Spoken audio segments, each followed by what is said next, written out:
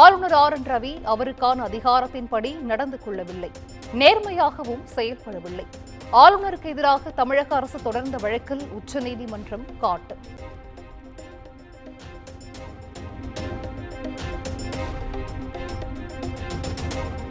தமிழக அரசு அனுப்பிய 10 மசோதாக்களை ஆளுநர் ஆர் என் ரவி நிறுத்தி வைத்தது சட்டவிரோதம்.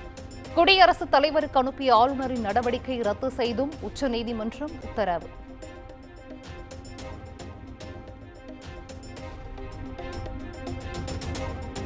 தமிழ்நாடு அரசு அனுப்பிய 10 மசோதாக்களுக்கும் ஒப்புதல் அளித்தது உச்சநீதிமன்றம். அரசியல் சாசன பிரிவு 142 படி சிறப்பு அதிகாரத்தை பயன்படுத்தி ஒப்புதல் அளித்து அதிரடி.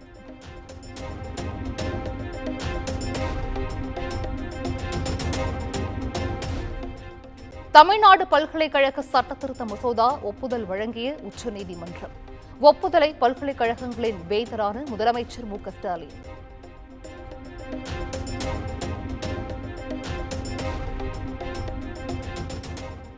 அரசியலமைப்பு சட்டம் பிரிவு 200 கீழ் ஆளுநருக்கு எந்தவித விருப்ப உரிமையும் இல்லை என உச்சநீதிமன்றம் திட்டவட்டம். சட்டமன்றத்தின் ஆலோசனையின்படியே ஆளுநர் செயல்பட வேண்டும் என்றும் காட்டு.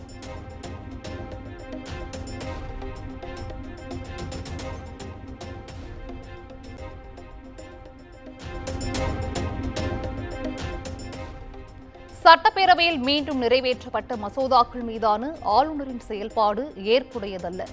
பேரவையில் நிறைவேற்றப்படும் மசோதாவுக்கு 1 மாதத்தில் ஒப்புதல் வழங்கவும் உச்சநீதிமன்றம் உத்தரவு.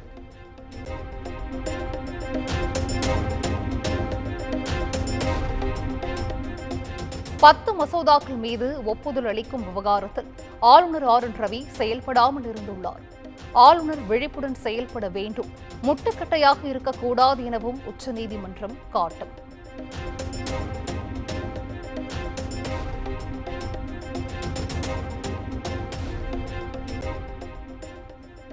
ஆளுநருக்கு எதிராக உச்சநீதிமன்றம் வழங்கியிருக்கும் தீர்ப்பு வரலாற்று சிறப்புமிக்கது. இது அனைத்து மாநிலங்களுக்கும் கிடைத்த வெற்றி என முதலமைச்சர் மு க ஸ்டாலின் பெருமிதம்.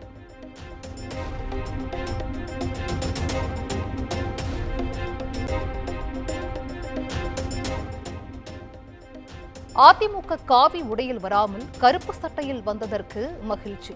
முதலமைச்சர் மு க ஸ்டாலின் கடும் விமர்சனம்.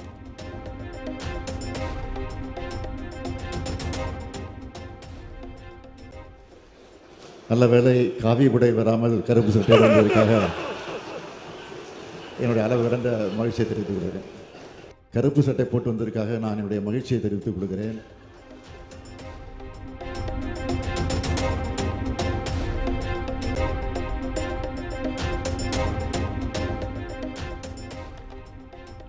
சட்டப்பேரவையிலிருந்து அதிமுக வெளிநடப்பு. எதிர்க்கட்சிகள் பேச அனுமதி மறுப்பதாக கூறி பேரவையில் அதிமுக உறுப்பினர்கள் அமளி.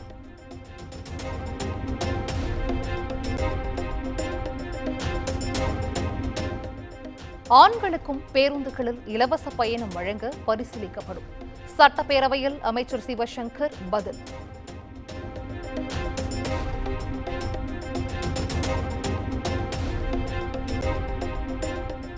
ஒகேனக்கல் 2வது கூட்டு குடிநீர் திட்ட பணிகள் 6 மாதத்திற்குள் முடிக்கப்படும்.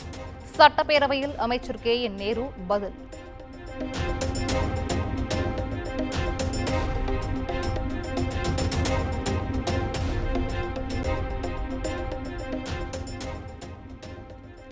மதுரை தென்பகுதி புறவழிச்சாலை அமைக்கும் பணிகள் ஆய்வில் உள்ளதாக அமைச்சர் ஏவா வேலு பதில்.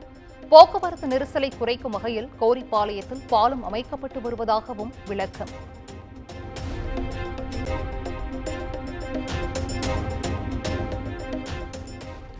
மழை வெள்ளம் போல் வெப்ப அலையால் பாதிக்கப்படுபவர்களுக்கு தேவையான உதவிகளை அரசு வழங்கும். சட்டப்பேரவையில் அமைச்சர் KKSSR ராமச்சந்திரன் அறிவிப்பு.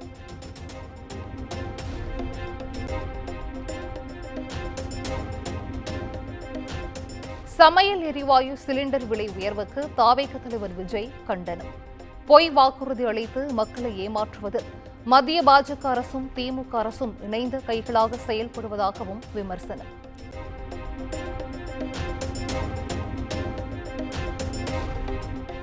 சென்னையில் டிவிஹெச் நிறுவனம் மற்றும் தொடர்புடைய இடங்களில் 2வது நாளாக தொடரும் அமலாக்கத்துறை சோதனை. அடையாறு, கோட்டூர்புரம் உள்ளிட்ட 5க்கும் மேற்பட்ட இடங்களில் அதிகாரிகள் அதிரடி ரெய்டு.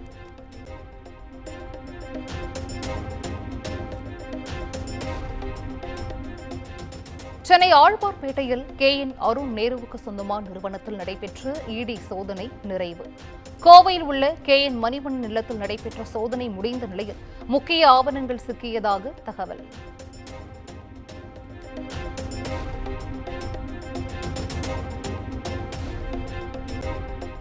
சென்னையில் ஆபரண தங்கத்தின் விலை சவரனுக்கு 480 ரூபாய் குறைந்து 65,800 ரூபாய்க்கு விற்பனை.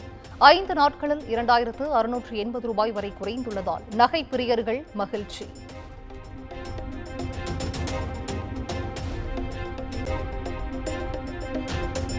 நேற்று கடும் வீழ்ச்சியை சந்தித்த இந்திய பங்குச் சந்தைகள் இன்று உயர்வுடன் வர்த்தகம்.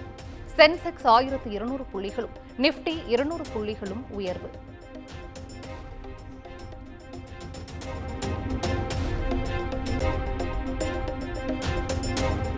வங்கக்கடலில் நிலவும் குறைந்த காற்றழுத்த தாழ்வு பகுதி எதிரொலி.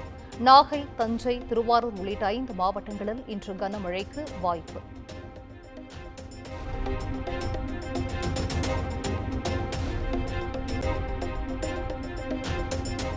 பங்குனி உத்திரத்தை முன்னிட்டு பழனி முருகன் கோவிலில் 3 நாட்கள் கட்டண தரிசனம் ரத்து. சட்டப்பேரவையில் இந்து சமய அறநிலையத்துறை அமைச்சர் சேகர் பாபு அறிவிப்பு.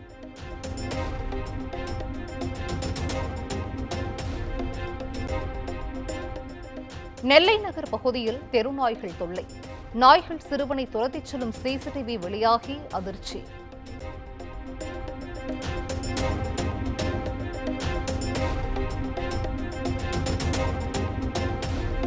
நாமக்கல் அருகே காற்றுடன் கூடிய கனமழையால் 2000 வாழை மரங்கள் சாய்ந்து சேதம்.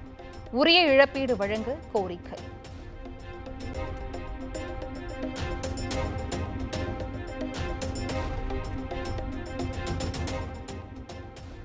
வேலூர் மாவட்டம் ஊனை வாணியம்பாடியில் அரசு அலுவலகங்களை மாற்றுவதற்கு கடும் எதிர்ப்பு. அணைக்கட்டு ஒடுக்கத்தூர் சாலையில் மக்கள் மறியல் போராட்டத்தில் ஈடுபட்டதால் போக்குவரத்து பாதிப்பு.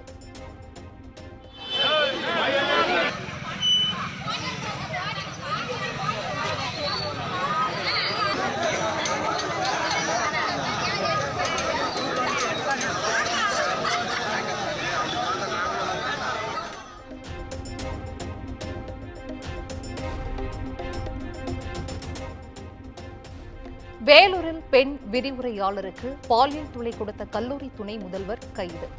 ஆந்திராவில் தலைமறைவாக இருந்தவரை கைது செய்த தனிப்படை போலீசார்.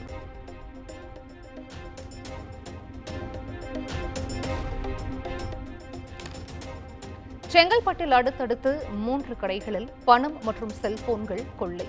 CCTV காட்சிகளின் அடிப்படையில் காவல்துறையினர் விசாரணை.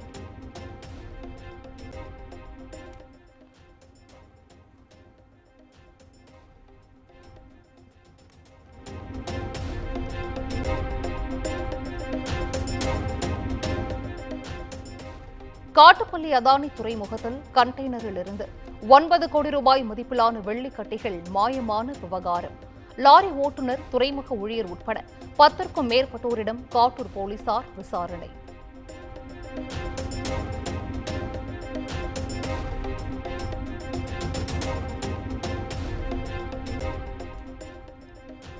திருப்பத்தூர் அருகே ரயில்வே தண்டவாளத்தை கடக்க முயன்ற எருமை மாடுகள் மீது ரயில் மோதி விபத்து. 7 எருமைகள் உயிரிழந்த நிலையில் ஜோலார்பேட்டை ரயில்வே போலீசார் விசாரணை.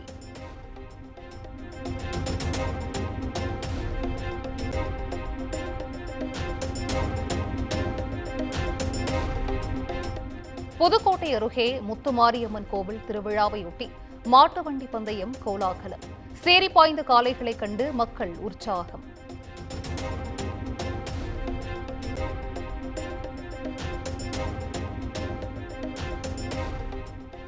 தீ விபத்தில் சிக்கிய ஆந்திர துணை முதலமைச்சர் பவன் கல்யாணின் மகன் சிங்கப்பூரில் படித்து வந்த நிலையில் பள்ளிக்கூடத்தில் தீ விபத்தில் படுகாயமடைந்ததாக தகவல்.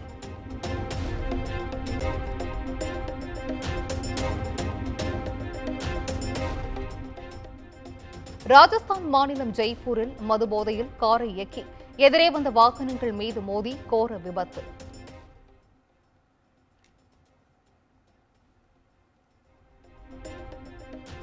மூன்று பேர் உயிரிழந்த நிலையில் காயமடைந்தவர்கள் மருத்துவமனையில் அனுமதி.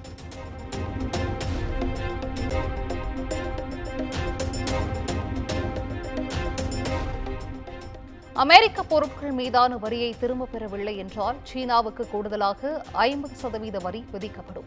அதிபர் டிரம்ப் எச்சரிக்கை.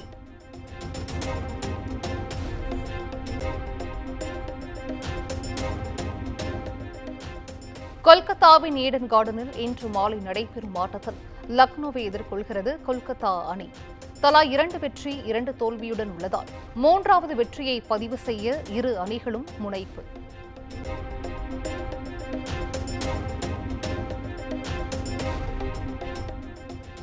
ஐபிஎல் தொடரில் சென்னை பஞ்சாப் அணிகள் இன்று இரவு பல பரீட்சை. அணுகுமுறையை மாற்றி ஹாட்ரிக் தோல்வியிலிருந்து மேலுமா என சிஎஸ்கே ரசிகர்கள் எதிர்பார்ப்பு.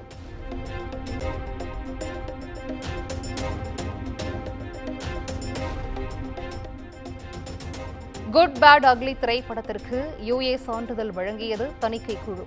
படம் 10ஆம் தேதி வெளியாக உள்ள நிலையில் ரசிகர்கள் பெரும் எதிர்பார்ப்பு.